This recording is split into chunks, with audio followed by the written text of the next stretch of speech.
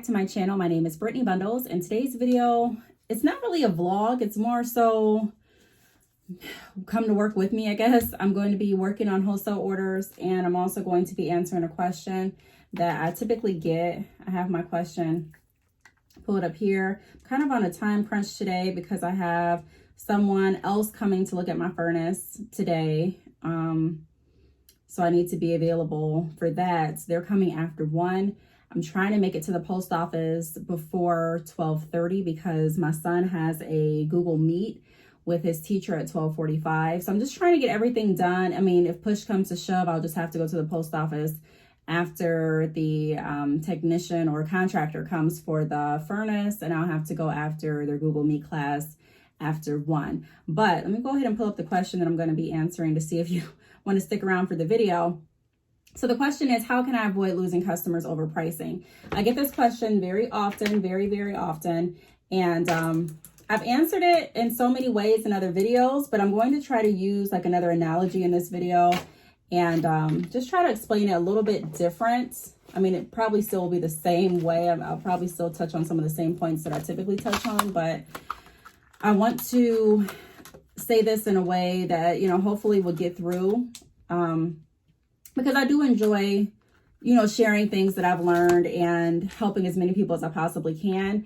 And with the background in sales, I'm really appreciative for all of the things that I've learned through my 9-to-5 when I was in sales, and also working for commission-based jobs. And I'm also grateful for everything that I've learned being an entrepreneur and, being my own boss or working for myself. So I'm really appreciative, and I'm grateful and thankful for the information. And this is something that's, this question, how do I keep all of my customers and still make a profit? How do I please all of my customers with the pricing and still please myself?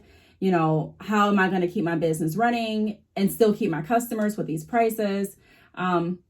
Those are all fair questions. And I can tell you that it's not just the hair industry that faces this type of question. I was going to say dilemma, but this type of question, it's, a lot of businesses that are selling products have those thoughts, even services, you have those thoughts like, am I not getting sales because of my pricing?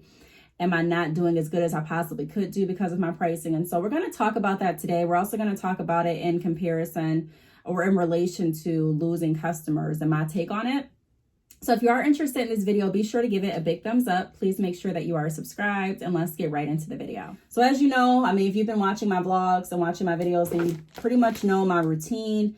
I take out all the hair that I have for the wholesale orders. I put it out and I go back and check everything. And I only work on one wholesale order at a time. So because I'm really particular in making sure that I don't miss anything like that. That's something I'm really big on. I don't want to miss not one single bundle. If you order 28 bundles, I want you to have 28 bundles. So this is the order I'm working on right now. It has 28 bundles. And what I do, just for those of you that are new tuning into the channel, is I write down, after I get the hair out, I write down the contents of the order. So like the first line says 22-inch Brazilian body wave. So I'll write that. I'll write the next amount that she ordered, the next texture, and then I'll go ahead and I'll put these on all of the bundles. It's just another way to kind of double check to make sure that all of the bundles are there.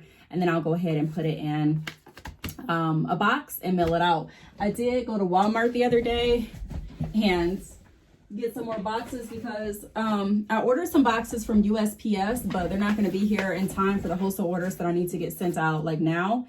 And then I went to the post office a few days ago and I looked when I was there to see if they had any bigger boxes, and they didn't. So I went to Walmart and got some boxes. You can pretty much use any box. You don't have to use like a USPS box if you're shipping through the post office. You can literally get any box.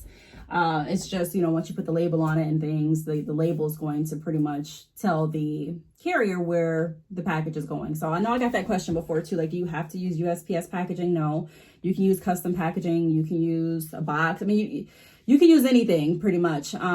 As long as it's sturdy, safe, and you have a label that instructs them where to send your products. Also, disclosure, if you hear my dog in the background, I can't really control that. that's one of the reasons that I used to record a lot of my videos in the car while she was in the house. That way you wouldn't hear anything. But my neighbor's dog is outside too. So when they're both outside, they have like a little party between the fences, and they both get to barking. So you may hear barking, which I really can't control. I was going to wait and record this in the car, but like I said, I have a lot to do today, and I still want to get my video out. I still want to answer this question. So I'm like, let's go ahead and multitask. It's not really a vlog per se, I guess, but I mean, some would say it is, like, come to work with me. So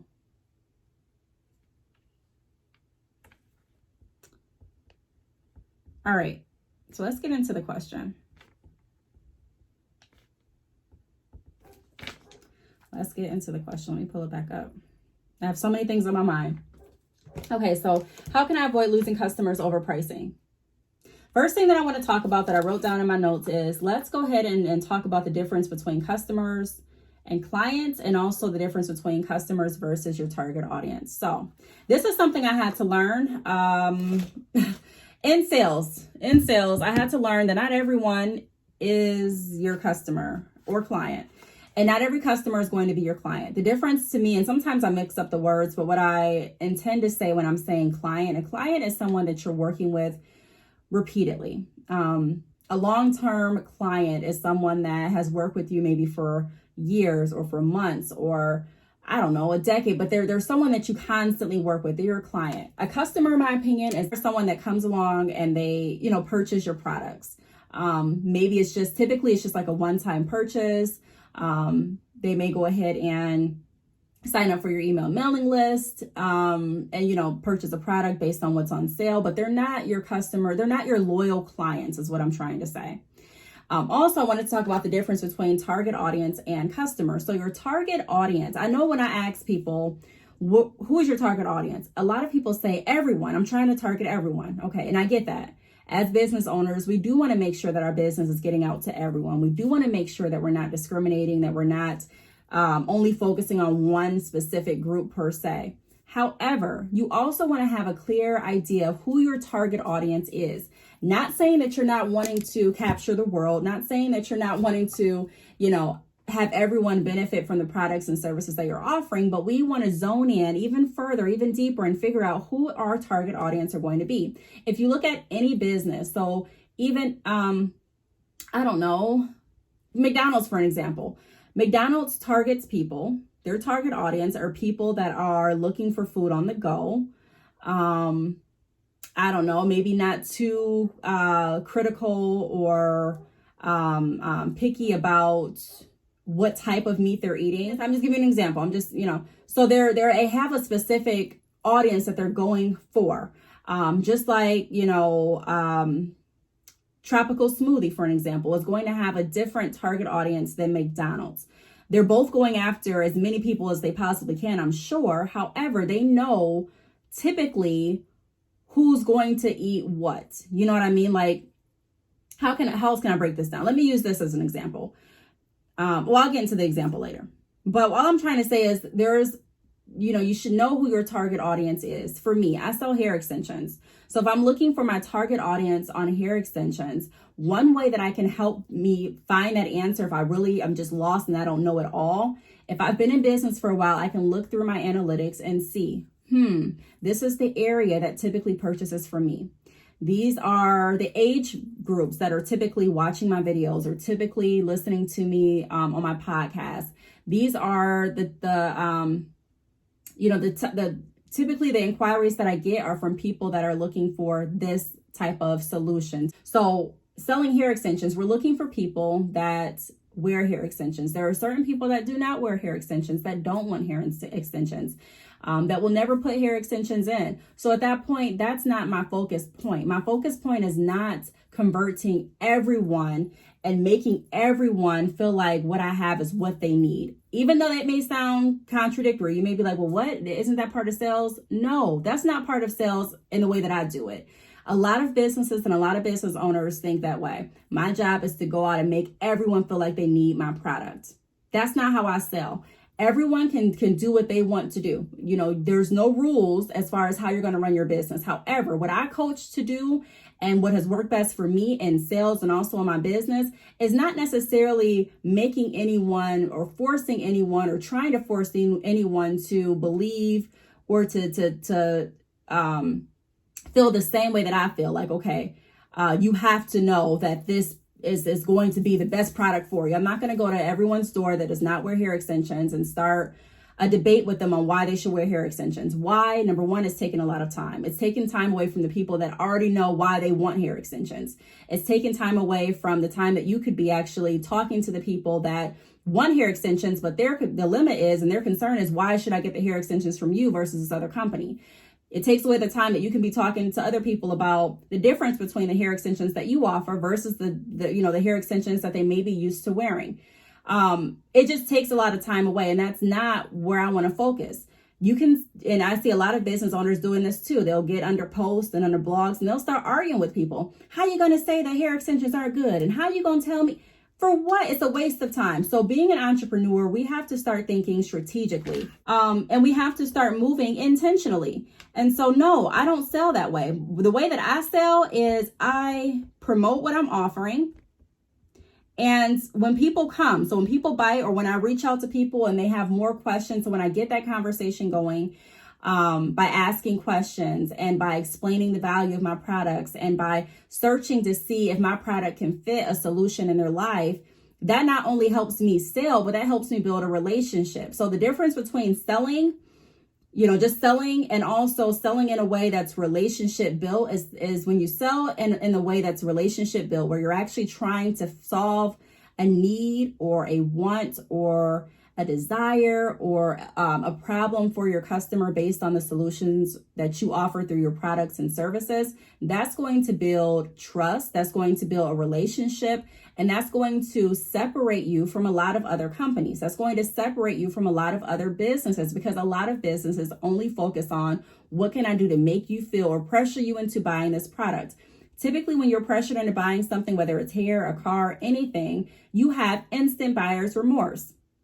When I say instant buyer's remorse, what I mean by that is when you take away the ability for your customer to decide what they want for them, you have a higher chance of having a lot of customers that are dissatisfied, that are reaching back out the next day like, man, what you were saying yesterday made some really good points, but I'm still, I wish I didn't go through with the purchase. Is there a way that I can return? Is there a way that I can do this? Is there a way I can get out of it? So what we want to practice doing is allowing our customers to make their own decisions. Yes, we're going to be the expert on our products.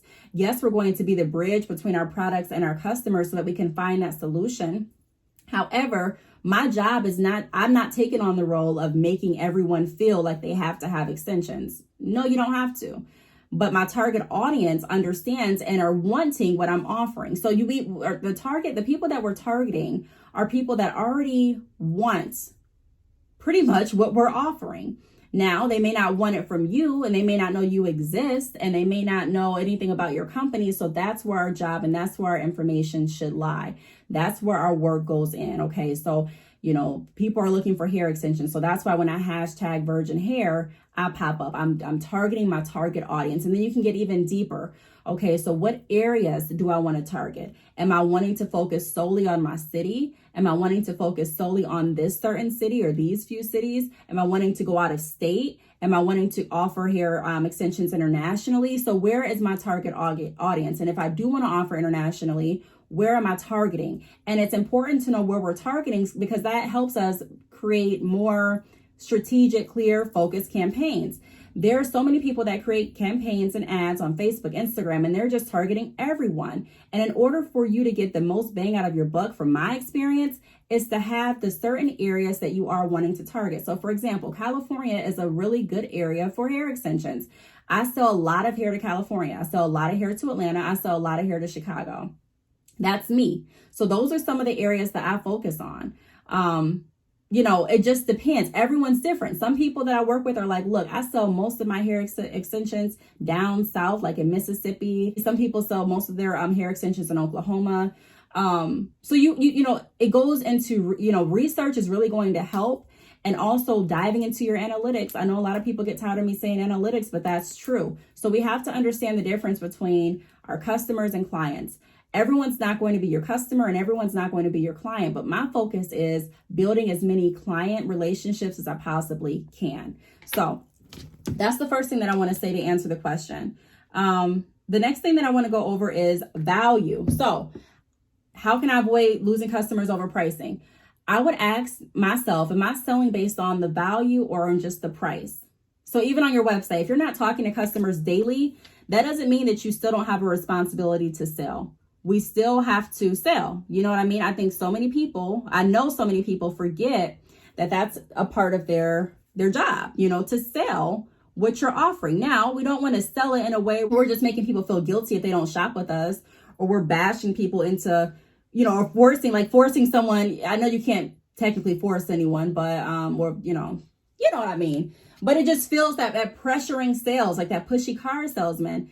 We don't want that either, because you want your customers to be happy with what they decided to go with. And the only way, or the best way to be happy with something that anyone decides to go with, is if you come to that conclusion. I can present it to you, but ultimately I want you to choose what's going to work best for you. That's why I always say, do what works best for you. So like, for example, meat. I'm going to bring up meat. Before I was eating organically, I used to not get it. Like, I would go into the grocery store and I would be like, why is this meat? Why do I get so much more meat, ground beef?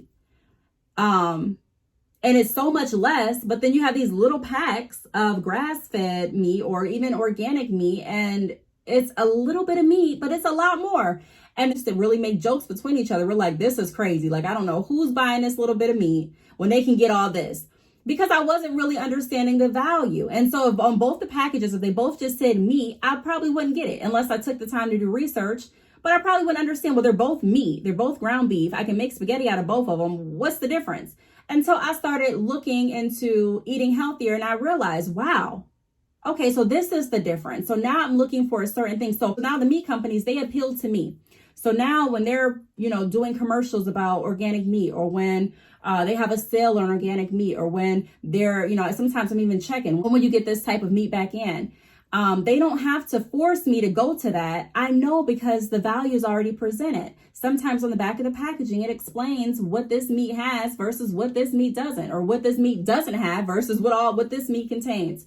So, all I'm saying to say is that, are we selling on the value? Just because you're not there, and neither meat company owner was there, but they sold based on the packaging and the information that was on the package. So I was able to make my decision there based on the value, not just the price.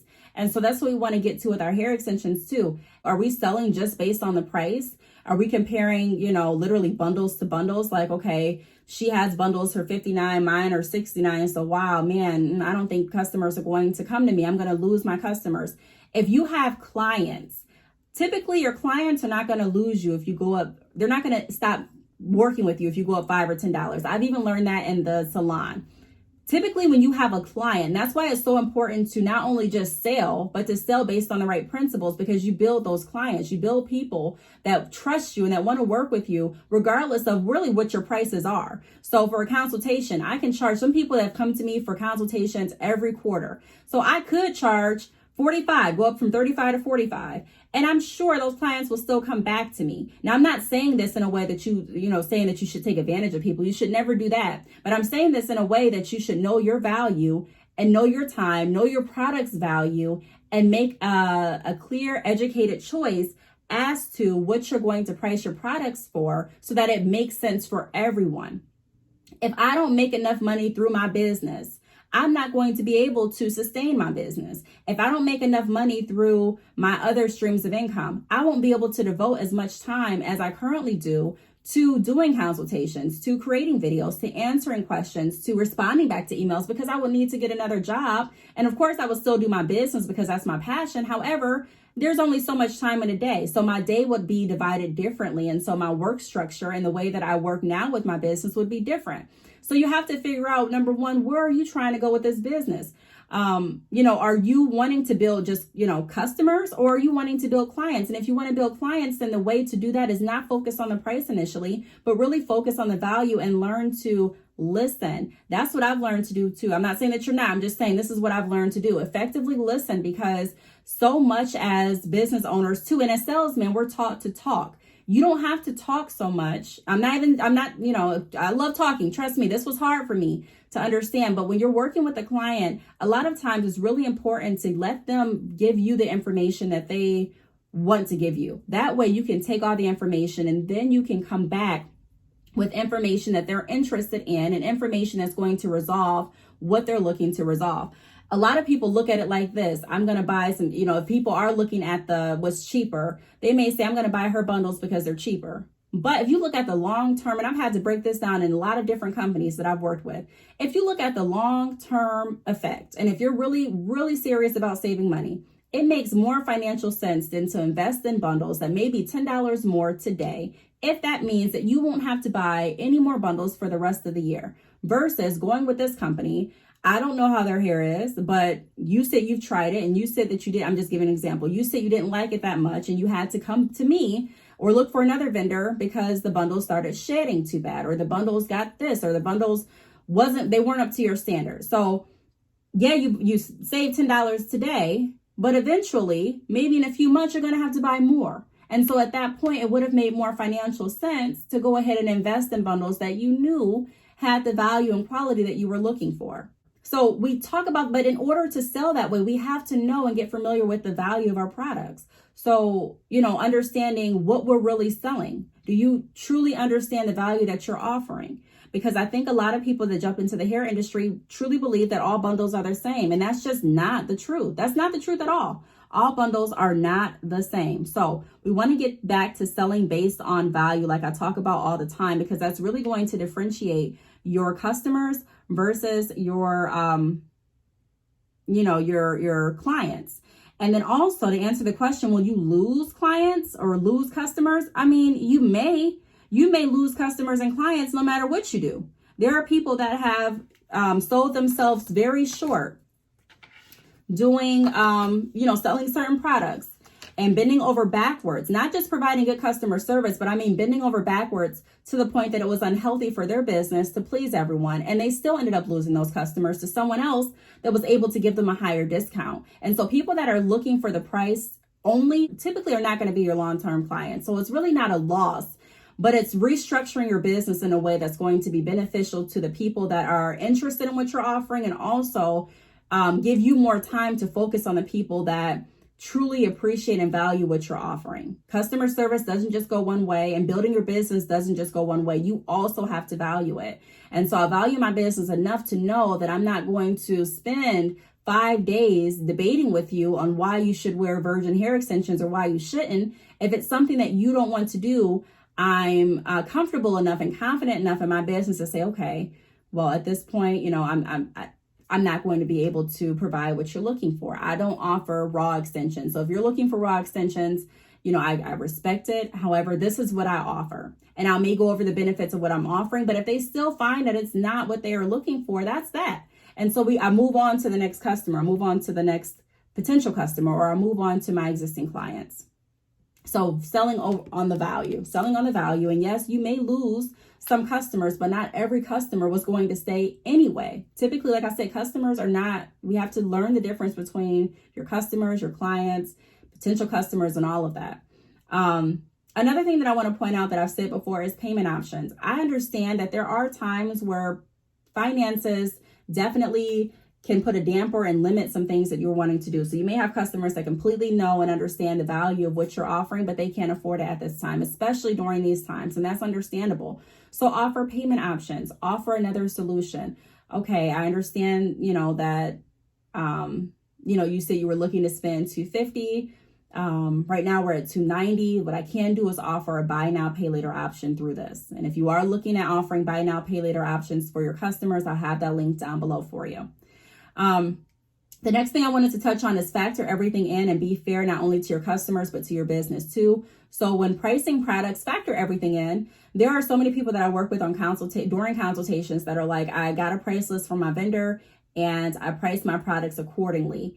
And they still ended up taking a loss, and they're like, I can't figure out how I took the loss. Well, depending on how you buy the hair, depending on where you buy it from, that's not, you don't only want to take into account just the price of the bundles and price your products based on that.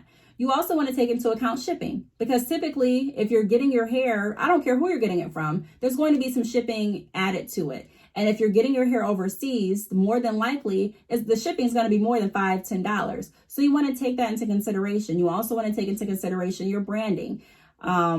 People buy branding items and they spend lots and lots of money, which there's nothing wrong with buying branding. I definitely recommend branding your products because it, makes your products look a lot more professional.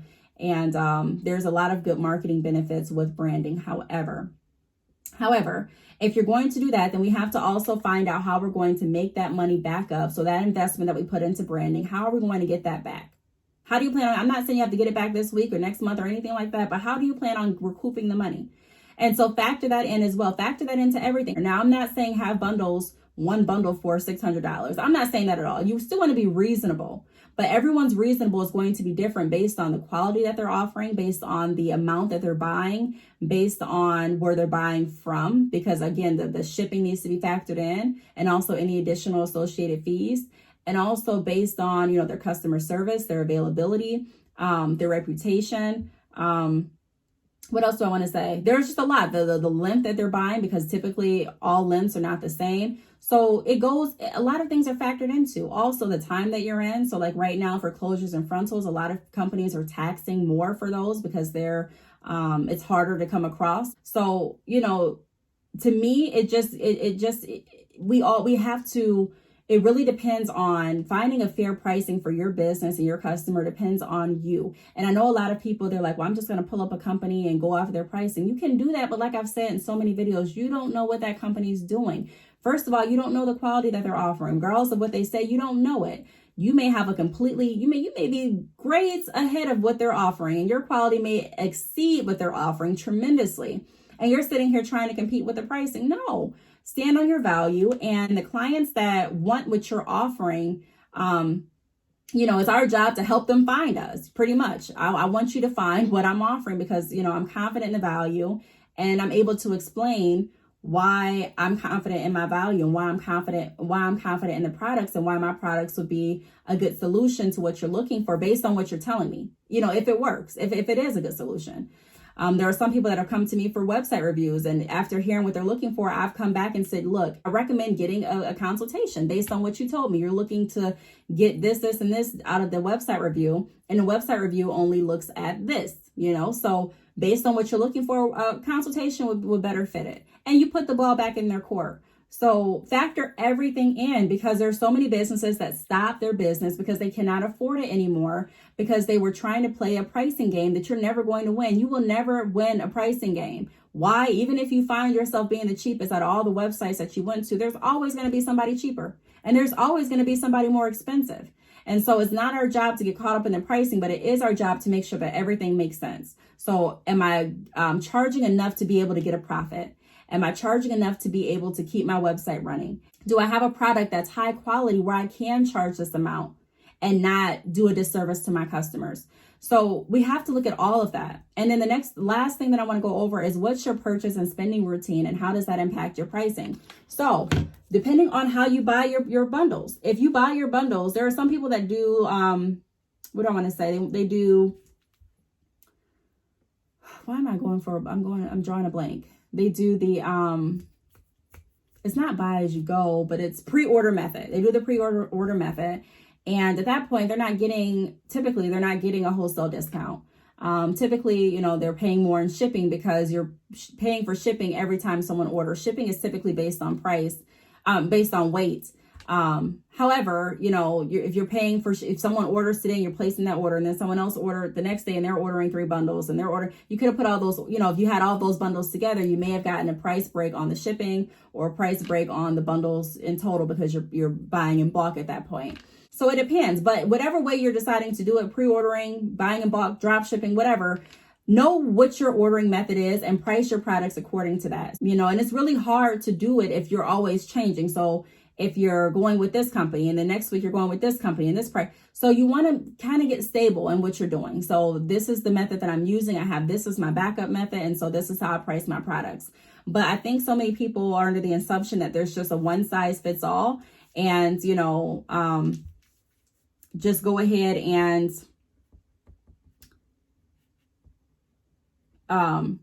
you know, just tell you the answer. And there's no secret answer that I'm withholding. I have definitely, and I do definitely work with people on coming up with pricing structures that fit their plan. But not everyone has the same plan. Some people are looking, literally, they sell bundles and they get a $5 profit off the bundles that they sell.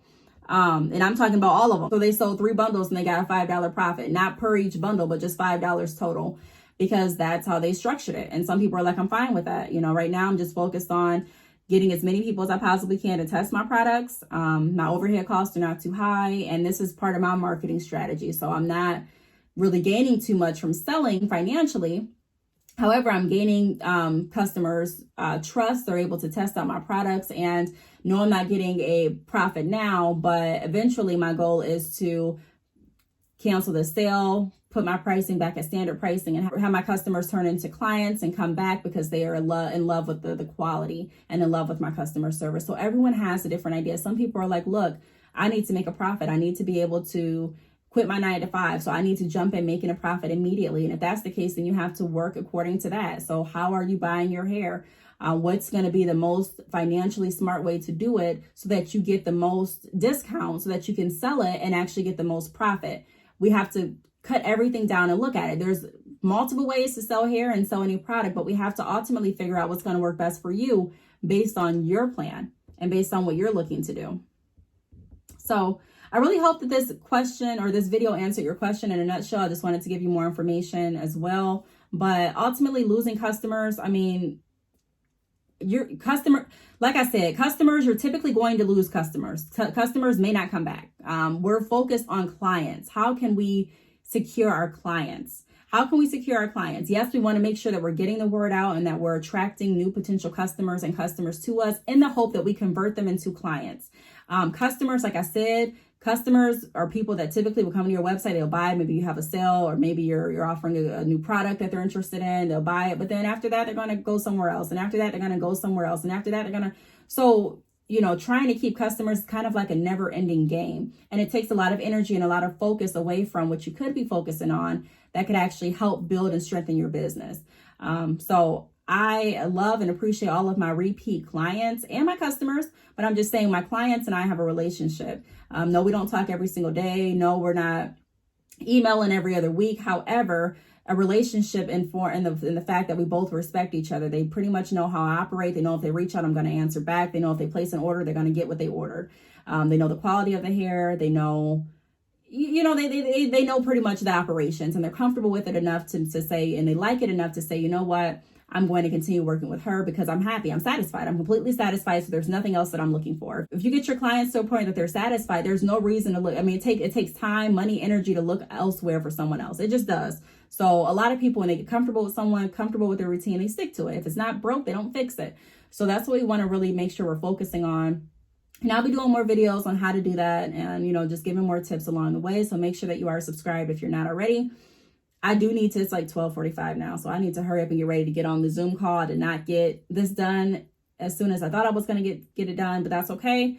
I'm still going to get the wholesale orders shipped out today, and I'm going to get everything else that I need to get done too. Multitasking at its best, but no. Thanks so much for watching, and I will see you all in my next video. Bye.